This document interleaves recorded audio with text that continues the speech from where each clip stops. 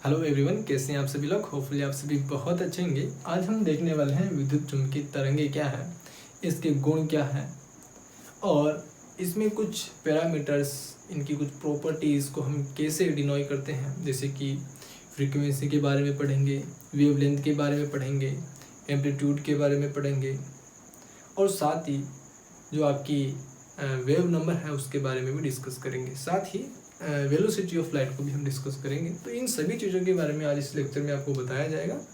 थोड़ा ध्यान से अच्छे से चीज़ों को समझना है और क्या कहा जा रहा है उस पर ज़्यादा फोकस करना है। विद्युत चुम्बकीय तरंग के बारे में देखिए, मैक्सवेल ने सबसे पहले बताया। मैक्सवेल ने सबसे पहले बताया और मैक्सवेल ने यह भी बताया कि जो प्रकाश है, प्रकाश के बारे में जानते हो, लाइट जो आपको सूरज से मिलती है या फिर किसी भी बल्ब वगैरह से आपको लाइट मिल रही है, वो क्या है, एक प्रकाश है। और इन्होंने ये बताया जो प्रकाश है वो एक विद्युत चुम्बकीय विकिरण है। विद्युत चुम्बकीय विकिरण है, ऐसा किसने कहा? मैक्सवेल ने कहा कि प्रकाश एक विद्युत चुम्बकीय विकिरण है, इलेक्ट्रोमैग्नेटिक वेव है। अब जो विकिरण है, विकिरण का मतलब होता है शुद्ध ऊर्जा। शुद्ध ऊर्जा यानी कि प्रकाश एक शुद्ध ऊर्जा है मैक्सवेल के अनुसार। प्रकाश एक शुद्ध ऊर्जा है मैक्सवेल के अनुसार। विद्युत चुम्बकीय यानी कि विद्युत चुम्बकीय तरंग से अपने को क्या पता चल रहा है कि ऐसी वेव जिसमें विद्युत तरंग भी होंगी और चुम्बकीय तरंग की प्रकृति भी होंगी। जैसे एग्जाम्पल के फॉर्म में, या फिर अपन इसको विद्युत चुम्बकीय तरंगें कैसे होती है उसको जरा समझने की कोशिश करते हैं। बाकी सारी बातें आपको अच्छे से समझ में आ जाएगी।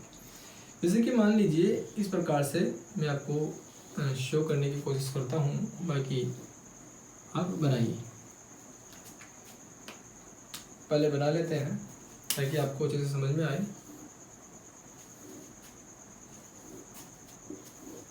देखिए, ये एक विद्युत चुम्बकीय तरंग है। जो विद्युत तरंग और चुंबकीय तरंग है ये एक दूसरे के परपेंडिकुलर होती है। ये पैरेलल नहीं गति करती है, एक दूसरे के परपेंडिकुलर गति करती है। मान लीजिए ये, और जो विद्युत तरंगे हैं वो विद्युत क्षेत्र में दोलन करेंगी और चुंबकीय तरंगे चुंबकीय क्षेत्र में दोलन करेंगी। मान के चलते हैं आपके पास ये तो है आपका विद्युत क्षेत्र और ये ऊपर की तरफ है आपका, ये एक्स एक्सिस है, ये वाई एक्सिस है। समझ में आ रही? और ऊपर वाले स्पेस पे आप मान के चलते हैं कि ये चुंबकीय क्षेत्र होगा और ये वाला जो क्षेत्र है इस प्रकार से वो विद्युत क्षेत्र होगा। तो जो विद्युत क्षेत्र है उसमें विद्युत तरंगें दोलन करती है इस प्रकार से जो पेन है, इस पेन के एक प्लेन में मान के चलते हैं विद्युत तरंगें दोलन कर रही हैं इस प्रकार से। समझ में आ गई? और इसके परपेंडिकुलर, यानी कि परपेंडिकुलर मतलब 90 डिग्री के एंगल पे, इसके 90 डिग्री के एंगल पे जो चुंबकीय तरंगे हैं, मैग्नेटिक वेव्स हैं, वो मैग्नेटिक फील्ड में चुंबकीय क्षेत्र में दोलन करेंगे।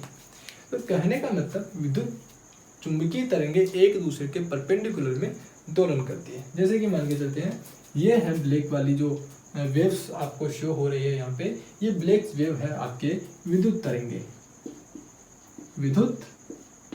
तरंगे और ये कहाँ पे दोलन करेंगे बेटा? विद्युत क्षेत्र में। विद्युत क्षेत्र में दोलन इस प्रकार के लिखे ताकि आपको अच्छे से समझ में आए। और जो रेड कलर से मैंने ये लाइंस बनाई है, जो वेव्स बनाई है, लाइंस नहीं है वेव्स हैं। ये जो लाइंस या फिर जो वेव्स बनाई हैं, ब्लैक और रेड वेव्स, ये एक दूसरे के 90 डिग्री के एंगल पे एक दूसरे के परपेंडिकुलर है। और रेड कलर की जो वेव्स है ये डिनोट कर रही है आपके चुंबकीय तरंग को। चुंबकीय तरंग, और चुंबकीय तरंग चुंबकीय क्षेत्र में होंगी, चुंबकीय क्षेत्र में दोलन करेंगे। बातें समझ में आ रही है? तो विद्युत चुंबकीय तरंगे कुछ इस प्रकार की होती है जिसमें विद्युत तरंग और चुंबकीय तरंग दोनों उपस्थित होती है। ये तरंगे अलग अलग प्रकार की हो सकती है। विद्युत चुंबकीय तरंगे अलग अलग प्रकार की हो सकती है। ऐसा नहीं है कि लाइट अपने को जो दिख रही है वो सभी एक ही प्रकार की होंगी। ये फ्रीक्वेंसी, इनकी वेवलेंथ, इन सब के बेसिस पे ये डिफ्रेंशिएट किए जाती हैं और ये फ्रीक्वेंसी के आधार पे अलग अलग प्रकार की हो सकती है। जैसे कि मान के चलते हैं, मैं आपको कुछ चीज़ें बताने वाला हूँ, उनको ज़रा सोचना समझना और अपनी सोचने की शक्ति को थोड़ा सा बढ़ाना बेटा।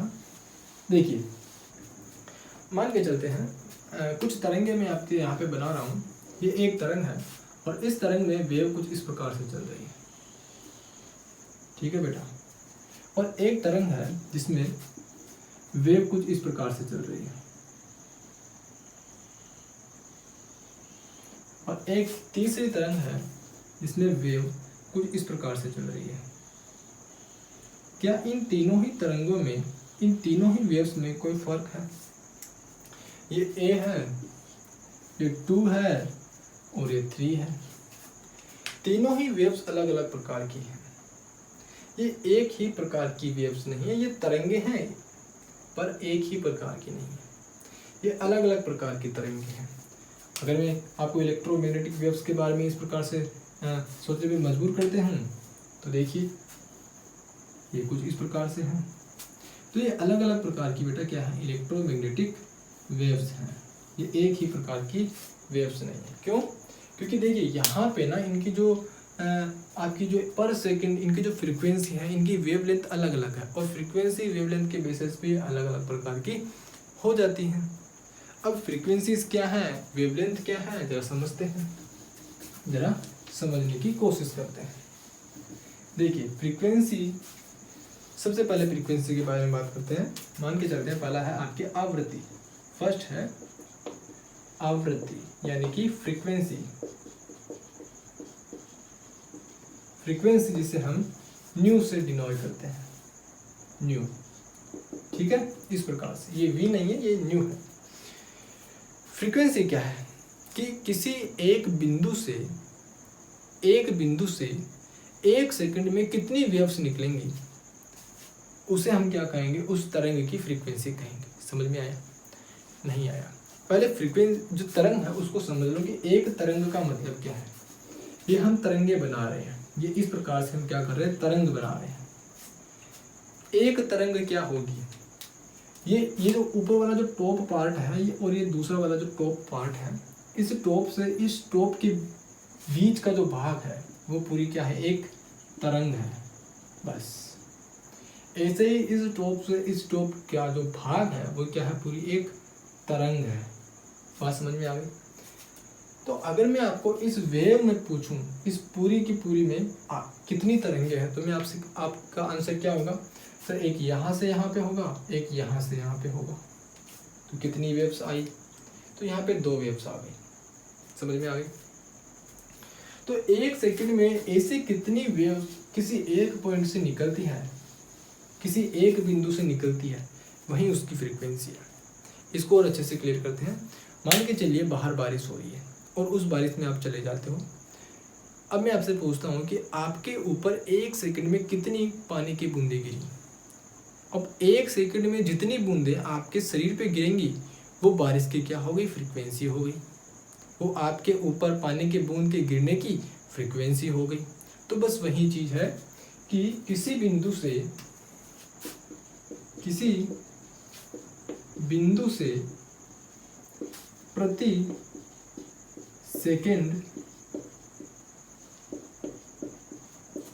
सेकंड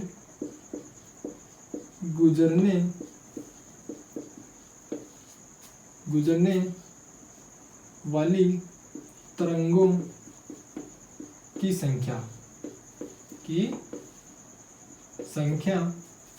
उस तरंग की आवृत्ति कहलाती है।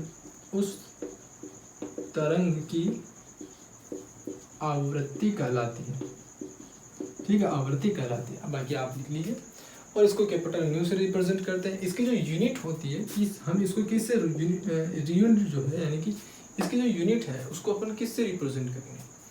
यूनिट होती है इसकी हर्ज में या फिर HZ या फिर इसकी सेकंड इनवर्स में इसकी हर्ज जो है यूनिट होती है, ठीक है। आवृत्ति के बारे में समझ में आया? चलिए आवृत्ति के बारे में तो आपको समझ में आ गया होगा। अब बात करते हैं अपन इसकी वेवलेंथ की। तरंग की वेवलेंथ क्या है, तरंग दैर्ध्य। सेकंड है आपका तरंग दैर्ध्य, लैम्डा जिसे हम रिप्रेजेंट करते हैं, इसे हम लैम्डा से रिप्रेजेंट करते हैं। वेवलेंथ क्या है? वेवलेंथ। देखिए इंग्लिश में आपको समझ में आ जाएगा, वेव लेंथ। एक तरंग की लंबाई वो क्या है? उसकी वेवलेंथ। समझ में आया नहीं है? एक तरंग की लंबाई वेवलेंथ। सर ये क्या बात हुई? सर इसका मतलब तो आप ये कह रहे हो कि ये पूरी एक तरंग है, यहाँ से यहाँ तक की पूरी एक तरंग है, तो यहाँ से यहाँ तक का भाग, यहाँ से यहाँ तक की लंबाई को क्या हम तरंग दैर्ध्य कहेंगे? एकदम सही कहा। ऊपर वाले भाग को, जो ऊपर वाला टॉप होता है किसी तरंग का, उसे हम सरंग बोलते हैं, सरंग कहते हैं। और नीचे वाला जो टॉप होता है उसे हम गर्त कहते हैं, उसे हम गर्त कहते हैं। तो इसकी डेफिनेशन क्या होगी? सरंग से सरंग के बीच की दूरी या फिर लंबाई को उसकी वेवलेंथ कहा जाता है, या फिर गर्त से गर्त के बीच की जो लंबाई है उसे हम तरंग दैर्ध्य कहेंगे, लैम्डा कहेंगे, क्योंकि यही तो एक पूरी तरंग की लंबाई है। तरंग दैर्ध्य क्या है? तरंग की लंबाई। ये वाली लंबाई और ये वाली लंबाई किसी तरंग में हमेशा सेम रहेगी, अलग अलग नहीं होगी। इसीलिए मैंने आपसे कहा है कि या तो दो गर्तों के बीच की दूरी ले लो या फिर दो सरंगों के बीच की दूरी ले लो, वो क्या हो जाएगी? उसकी तरंग दैर्ध्य हो जाएगी। तरंग दैर्ध्य को जो यूनिट है, इसकी जो यूनिट है, इसकी जो इकाई है, इससे हम रिप्रेजेंट करेंगे, वो है मीटर पर सेकेंड, वो है मीटर या फिर सेंटीमीटर, मीटर या सेंटीमीटर, या फिर एंगस्ट्रॉम, या फिर एंगस्ट्रॉम। बेसिकली ज़्यादातर most of the probability angstrom को ही यूज़ किया जाता है। एंगस्ट्रॉम आपको ध्यान रखना है कि एक angstrom is equal to 10⁻⁻10 centimetre, और एक angstrom is equal to 10⁻⁻10 metre. ये बातें आपको ध्यान रखनी है। तो तरंग दैर्ध्य आपको समझ में आया कि नहीं आया? बोलिए बेटा। आ जाना चाहिए। दो सुरंगों के बीच की लंबाई या फिर दो गर्तों के बीच की लंबाई उसकी तरंग दैर्ध्य होती है। चलिए रब करें। अब बात करते हैं अपन, आवृत्ति हो गई, तरंग दैर्ध्य हो गई। तीसरा है, थर्ड है आपके प्रकाश का वेग। प्रकाश का वेग, जिसे हम इंग्लिश में क्या कहेंगे? Speed of light. क्या है? स्पीड ऑफ लाइट, जिसे अपन क्या कहेंगे? किससे रिप्रेजेंट करेंगे बेटा? सी से अपन रिप्रेजेंट करेंगे। इसकी रिप्रेजेंट होती है सी, वेलोसिटी ऑफ लाइट। किसी प्रकाश का वेग हमेशा निर्वात में निकाला जाता है। निर्वात में, किसमें? निर्वात में। निर्वात में प्रकाश का वेग हमेशा समान होता है और इसका वेग होता है लगभग 3 × 10⁸ मीटर सेकेंड इनवर्स। और ये बहुत इंपॉर्टेंट है, बहुत इंपॉर्टेंट है। इसको, इस वैल्यू को आपको याद रखना है।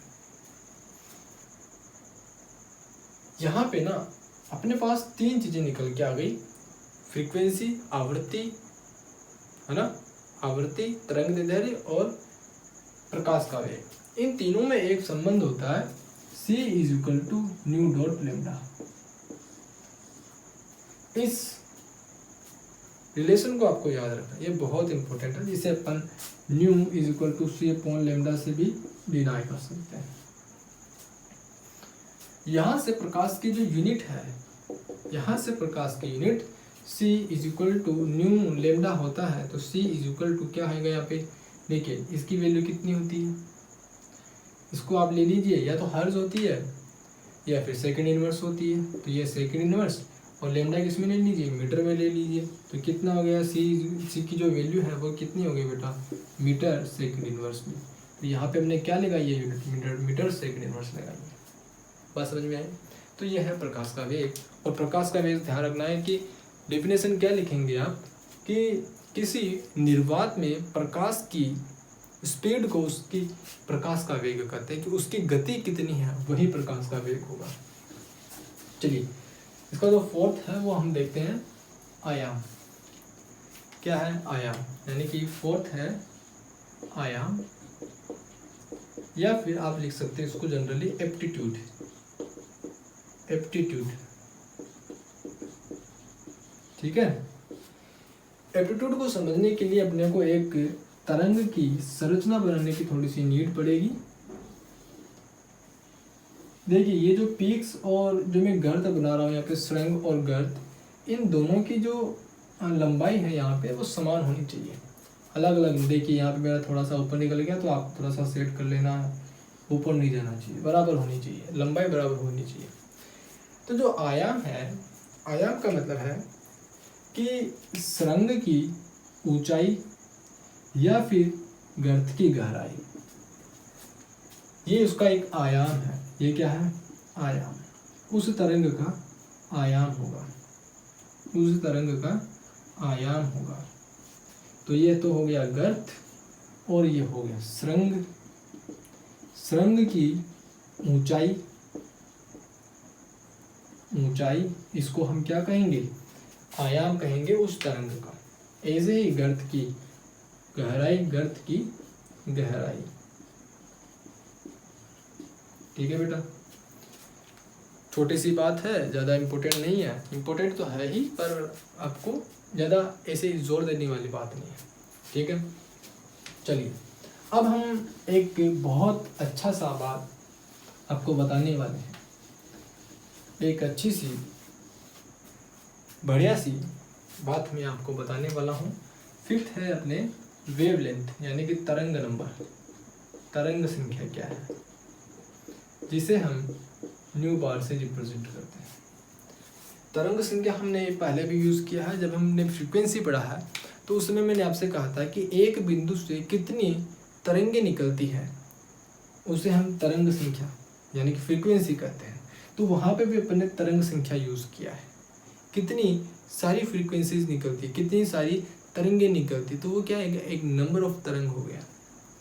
तरंग संख्या क्या है उसको जरा समझना है, यानी कि प्रति इकाई, प्रति इकाई,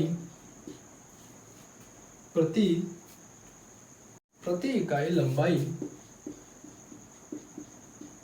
में उपस्थित तरंग दैर्ध्य की संख्या, तरंग दैर्ध्य की संख्या, की संख्या। यानी कि अपन सीधा सीधा कह सकते हैं कि तरंग संख्या वह है जो किसी प्रति इकाई में नंबर ऑफ तरंग कितनी है। बहुत आसान हो गया कि नहीं हुआ? मान लीजिए 1 सेंटीमीटर आपको एरिया दिया गया है, यानी कि प्रति इकाई आयतन हो गया, प्रति इकाई क्षेत्र हो गया, या फिर 1 मीटर ले लो, प्रति इकाई क्षेत्र हो गया।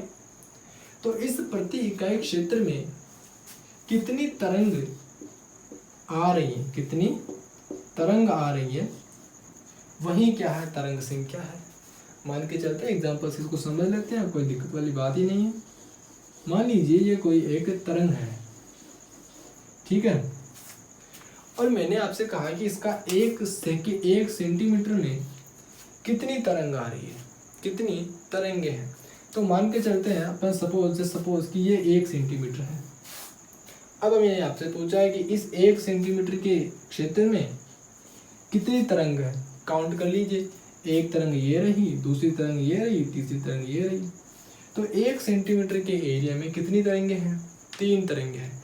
तो ये क्या है? इसकी तरंग संख्या है, न्यू बार है। और न्यू बार जो है, न्यू बार है इज इक्वल टू 1/λ, यानी कि तरंग दैर्ध्य के इनवर्सली प्रोपोर्शनल है, व्युत्क्रमानुपाती है।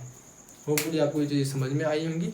और ये बातें जो मैंने आपसे कही, आवृत्ति, तरंग दैर्ध्य, प्रकाश का वेग, आयाम, और लास्ट हमने पढ़ा है तरंग संख्या, काफ़ी ज़्यादा इंपॉर्टेंट है। ये सारी जो टर्मिनोलॉजीज़ हैं बहुत इंपॉर्टेंट है, बिल्कुल बेसिक चीज़ें हैं।